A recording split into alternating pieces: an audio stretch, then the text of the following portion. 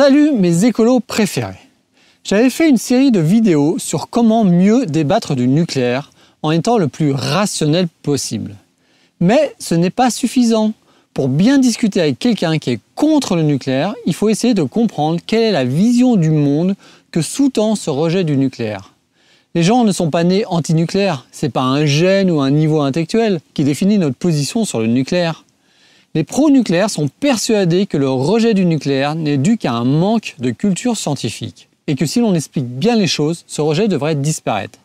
Eh bien, je vais essayer de vous démontrer qu'ils ont tort et que si l'on veut se prétendre rationnel, il faut essayer de comprendre cette position du rejet du nucléaire.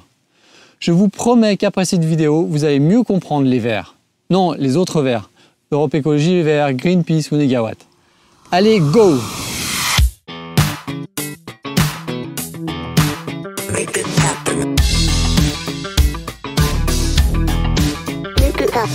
Les raisons et arguments contre le nucléaire ont évolué avec le temps. Dans les années 70, c'est la période de la création des grandes ONG antinucléaires. D'ailleurs, la première action de Greenpeace est une protestation contre les essais nucléaires américains en Alaska. On critique à ce moment-là l'État tout-puissant qui promeut le nucléaire, son lien avec les militaires, qu'on n'a pas demandé son avis aux citoyens, etc. Dans les années 80, le combat porte sur la dangerosité du nucléaire pour l'environnement, avec les accidents de Three Mile Island et de Tchernobyl. Plusieurs fuites radioactives ainsi que des déchets jetés au fond des océans. On a donc eu des problèmes environnementaux réels.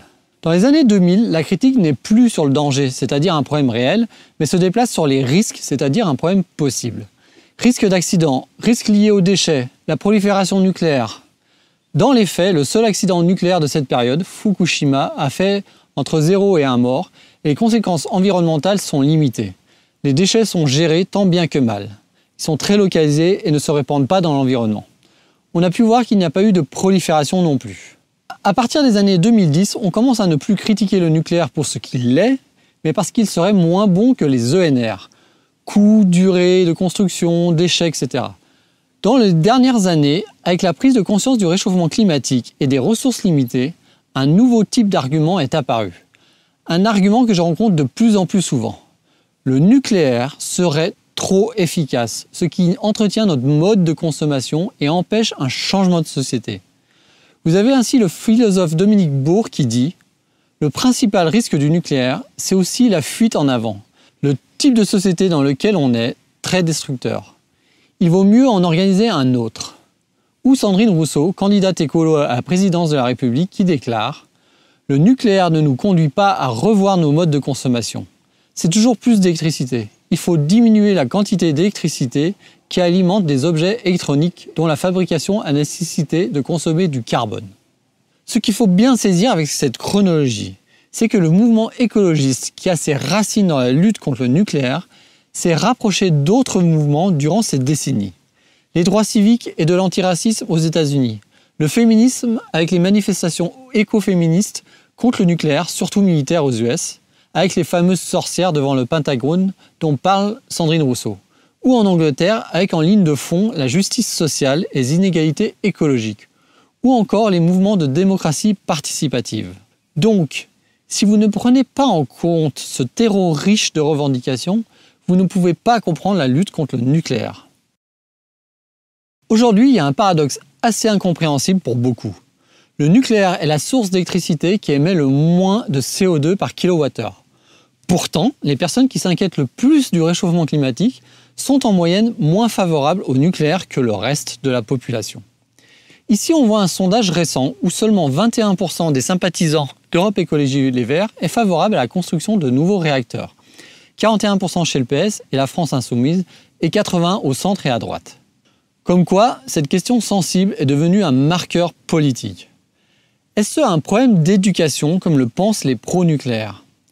Les cadres sont favorables à de nouveaux réacteurs nucléaires à 64%, les professions intermédiaires à 38% et les catégories populaires, employés et ouvriers, à 31%. Si on s'arrête à ça, on pourrait être tenté de conclure qu'effectivement ce n'est qu'un problème d'éducation. Une autre info du sondage montre que les hommes soutiennent à 62% le nucléaire contre 42% pour les femmes. On retrouve les mêmes tendances sur un sondage en Angleterre. Alors on en déduit quoi là ? Que les hommes ont une meilleure éducation scientifique ? Eh bien c'est là que la psychosociologie apporte un éclairage intéressant. Je vous propose de regarder dans une prochaine vidéo l'apport que cette discipline pourrait avoir sur la transition écologique. Là, on va juste aborder rapidement ce qu'elle dit sur la perception du nucléaire. Plusieurs études se sont penchées sur la perception des risques. Et un groupe humain est souvent mis en avant car il a une relation au risque très particulière, l'homme blanc. Ici, la courbe de gauche représente la perception qu'ont les hommes blancs de différents risques et les autres courbes représentent les hommes non blancs, les femmes blanches et les femmes non blanches. Plus la courbe est à gauche, plus la perception du risque est faible. Que ce soit pour la cigarette, le sida, les déchets nucléaires, l'ozone, les pesticides, les centrales nucléaires, le radon, les avions, systématiquement, les hommes blancs perçoivent le risque comme étant moins important. Des études plus récentes, telles que celle de Whitfield sur la perception du risque nucléaire, apportent un éclairage plus précis. Deux choses différentes ressortent.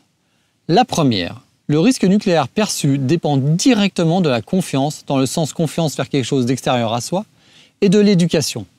Il retrouve l'effet homme blanc, mais au lieu d'y voir un effet direct, il n'y voit qu'un effet indirect.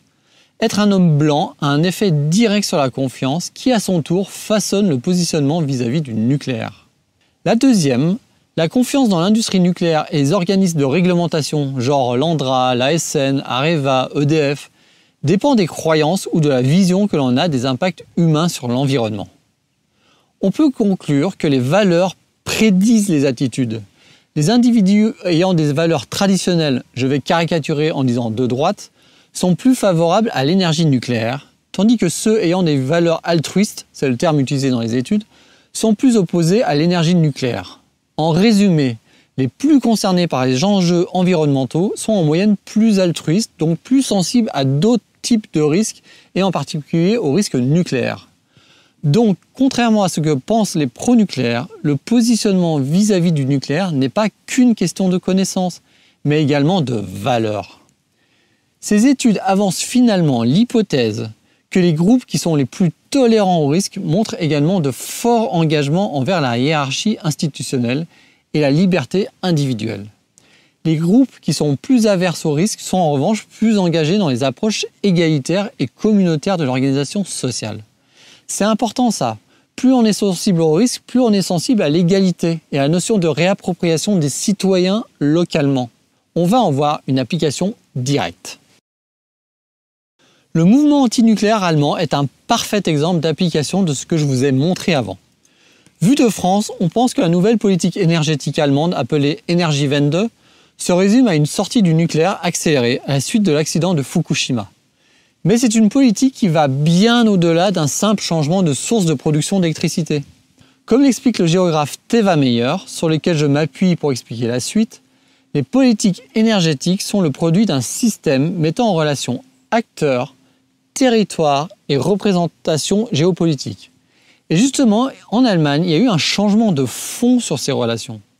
Historiquement, contrairement à la France qui a un acteur fortement dominant, EDF, l'Allemagne dispose de multitudes d'entreprises dans le domaine de l'électricité.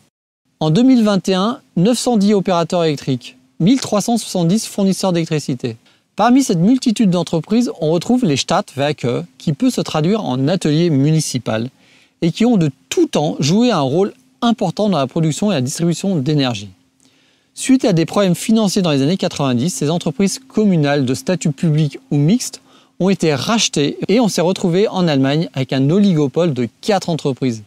Mais depuis 2008, on a vu le mouvement inverse se produire avec la création de 139 Stadtwerke. Ici le nombre par an de Stadtwerke créés. Ainsi, 192 communes allemandes ont remunicipalisé leur distribution d'électricité. C'est un mouvement qui a restructuré le paysage énergétique. Prenons un exemple. Hambourg, une cité-État qui a racheté pour 495 millions d'euros le réseau de distribution de l'électricité. En 2010, un groupe d'associations est à l'origine de l'initiative de Unser Hamburg, unser Netz, qui veut dire notre Hambourg, notre réseau. Ce mouvement a comme objectif de rendre le contrôle du secteur aux citoyens et d'améliorer la justice énergétique. On trouve des associations environnementales, ATTAC, une association de consommateurs. Et là, quand ça a commencé à prendre, une cinquantaine d'acteurs sont venus se greffer. Les associations antinucléaires et les entreprises dans des énergies renouvelables. Des motivations très diverses, mais avec l'idée principale que l'énergie n'est pas un bien privé, mais un bien d'intérêt général. La deuxième motivation était d'affaiblir l'oligopole. Et une fois que les municipalités ont géré leur réseau de distribution, elles ont pu, avec les gains obtenus, créer des moyens de production d'électricité. Et quand tu es une municipalité, tu vas pas t'acheter une centrale nucléaire type EPR, car c'est trop cher, trop de production. Il faut avoir les compétences et toute une filière derrière. C'est donc plus simple d'acheter des énergies dites renouvelables, sans trop se soucier de la vision globale nécessaire, par exemple pour stabiliser le réseau électrique. En plus, c'était l'occasion d'affaiblir le nucléaire. Sortir du nucléaire ensuite était un pas plus facile à franchir. Le rejet du nucléaire a commencé par le rejet d'un État tout-puissant et de ses liens avec le militaire, pour aller petit à petit vers le rejet d'un modèle de société que le nucléaire représente pour certains. L'exemple allemand montre que la lutte contre le nucléaire s'est avant tout faite sur la justice sociale, en s'appuyant sur des initiatives citoyennes. Et c'est ça qui est ancré dans le logiciel des écolos et antinucléaires français. Ils souhaitent reproduire en France ce qui s'est passé en fait en Allemagne. L'idée que les citoyens se réapproprient les sujets de l'énergie est quelque chose de fondamental. Prenez Enercop. Leur message est d'être vert, certes, mais local et citoyen. À côté de ça, EDF, un industriel majoritairement détenu par l'État avec ses très grandes centrales, représente le monde hiérarchique qui déplaît tant à certains antinucléaires. Je vous remets un extrait de Yves Marignac, porte-parole de Negawatt, que j'avais utilisé dans une précédente vidéo. Le nucléaire, effectivement, a pour lui de ne pas émettre ou émettre peu de CO2, de gaz à effet de serre. Mais il est par ailleurs, hein, du point de vue d'un système hyper centralisé, du point de vue du mode de gouvernance, du point de vue de la distance qu'il introduit entre les consommateurs et la production, il appartient à l'ancien monde énergétique.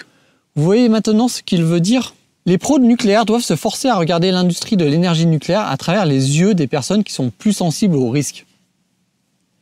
Si on ne fait pas ça, on ne cherche pas à expliquer, mais juste à imposer sa vision. Message important, ce n'est pas parce que certains écolos disent des bêtises sur le nucléaire que ça disqualifie leur vision du monde. Si l'industrie nucléaire veut continuer à survivre, il faudra qu'elle dispose d'un soutien plus fort dans la population et donc prenne en compte ce nouveau paradigme. Et bonne nouvelle, elle commence à le faire. Je vous ai parlé dans une vidéo précédente des SMR, les petits réacteurs nucléaires. NuScale, une des startups états-uniennes, a comme premier client une association à but non lucratif qui fournit de l'électricité aux services publics municipaux de l'Utah, de la Californie, de l'Idaho, du Nevada, du Nouveau-Mexique et du Wyoming. Et le modèle d'affaires est super intéressant. Au lieu d'acheter un réacteur, chaque municipalité achète la quantité d'énergie décarbonée dont elle a besoin. Grâce à la modularité des SMR, on peut facilement rajouter des municipalités à cette association. Les MMR pour micro-modular reactors, encore plus petits, permettent à des communautés d'avoir une énergie pilotable localement. Le projet Natrium s'inscrit aussi dans cette dynamique. Développez votre énergie locale à base de NR, nous, on assure le backup avec un SMR. Voilà un avenir nucléaire qui pourrait fédérer les pros et anti-nucléaires.